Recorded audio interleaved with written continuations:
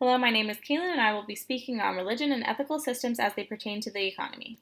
To start out, we will define these concepts. Religion is a system of shared beliefs and rituals that are concerned with the realm of the sacred. Ethical systems are a set of moral principles or values that are used to guide and shape behavior. These impact economic growth rates by helping to sustain aspects of individual behavior that can lead to productivity, as researched by Robert Barrow and Rachel McCleary.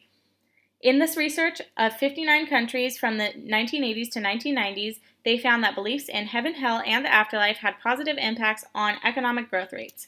The world's most widely practiced religion is Christianity. This religion primarily grew out of Judaism and is monotheistic, meaning belief in one God. The major organizations that Christianity is comprised of are the Roman Catholic Church, Orthodox Church, and Protestantism. Next, we move on to how Christianity affects economic implications. Max Weber, a German sociologist, argued that Protestants' ethics are connected to the spirit of capitalism, since capitalism emerged in Western Europe, where owners with high grades of skilled labor and better technically trained personnel were prominently Protestant. Their ethics tend to emphasize the importance of hard work, wealth creation, and frugality, which drive an entrepreneurial spirit, versus the Catholic ideals that Weber argued don't foster the same work ethic because they're focused on salvation in the next world and not the current one. The Protestants' freedom in their relationship with God leads to the formation of a more entrepreneurial, free market-based capitalism, although the Orthodox and Catholic cultures also show sustained economic activity. Islam is the second largest practiced religion, and it is believed that it started in AD 610 when the Prophet Muhammad started spreading the word. It also contains roots in Judaism as well as Christianity, with a similar monotheistic belief in Allah. The teachings are primarily centered on unconditional acceptance of uniqueness, power, and authority of God, and a life objected to fulfilled dedicates of will in hopes of entering paradise. This religion is paramount in all aspects of life. Fundamentalists have sincere and deeply held religious values rooted in faith that is much different from the radical fundamentalism that shows up in the media. Teachings are aimed towards peace, justice, and tolerance. Much political activity is also associated with faith because it is social law and a guide to statecraft, and many countries have fundamentalists who hold office.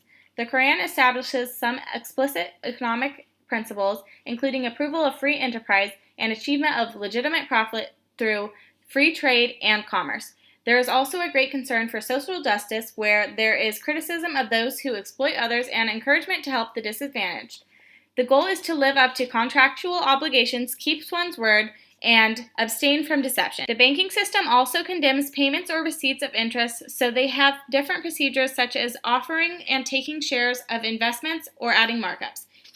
Hinduism began in the Indus Valley over 4,000 years ago, making it the world's oldest major religion. It is not linked to a specific god and does not have a sacred book like Islam or Christianity. A primary belief to this religion is reincarnation, or rebirth into a different body after death. There is a strong belief in karma, which is the spiritual progression of an individual's soul and is affected by the way an individual lives. The moral state of karma determines the challenges faced in the next life. The point of this progression to perfect the soul in each new life is to reach nirvana, or a state of spiritual perfection. Weber also argues that the principles of Hinduism do not encourage the same entrepreneurial activity because the traditional values emphasize focus on spiritual instead of material achievement.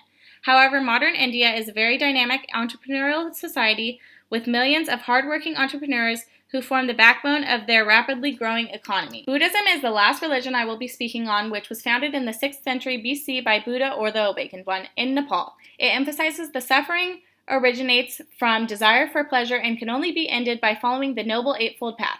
It stresses that afterlife and spiritual achievement through world involvement.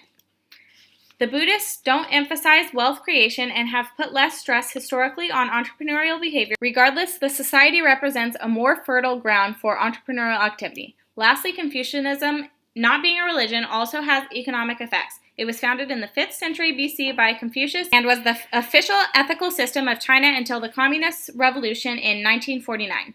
It teaches the importance of attaining personal salvation through right of action, which is deeply embedded in the culture.